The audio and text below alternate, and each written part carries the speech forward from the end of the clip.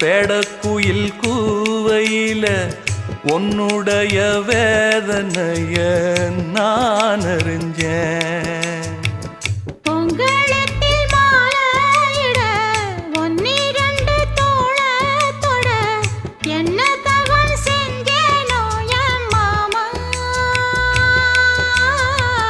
வண்ணக்கிளி கையத்தொட சின்ன சின்ன கோலமிட உள்ளம் மட்டும் வழியே நானே, உள்ளம் மட்டும் வழியே நானே.